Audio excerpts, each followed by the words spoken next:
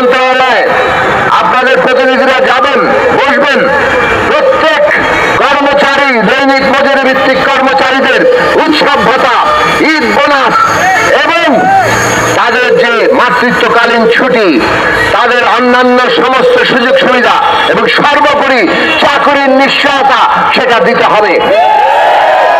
বেতন তোলা হয় অনেকের নামে, কিন্তু তারা কর্মচারী হিসেবে কাজ করেন না। সরকারি টাকা থেকে লোপাট হয়, কিন্তু কর্মচারীদের, শ্রমিকদের জীবনের কোনো উন্নতি হয় না।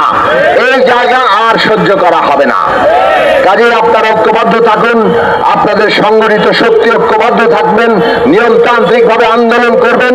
আপনাদের নিয়মতান্ত্রিক আন্দোলনের জোরে ওই ন্যায্যতাতেই আপনারা আপনাদের দাবি আদায় করতে পারবেন।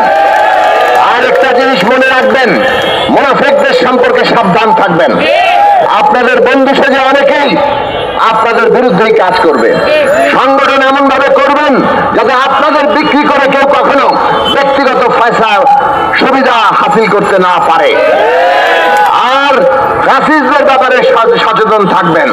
বিগত ফ্যাসিস্ট সরকার নানাভাবে উস্কানি দিয়ে তারা নানাভাবে আন্দোলনকে বিভ্রান্ত করতে চায়, মানুষের দাবি দেওয়াকে পুঁজি করে আমাদের অভ্যুত্থানকে ব্যাহত করতে চায়, ক্ষতিগ্রস্ত করতে চায়।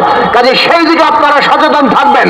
আমাদের ঐক্যবদ্ধ শক্তি এই অভ্যুত্থানের যে আশা আকাঙ্ক্ষা, দেশের সকল মানুষের তাদের অধিকার এবং মর্যাদা নিশ্চিত করা, সেই অধিকার এবং মর্যাদা নিশ্চিত করা এবং বৈষম্যহীন বাংলাদেশ তৈরিতে আমরা এই অভ্যুত্থানকে সফল করব।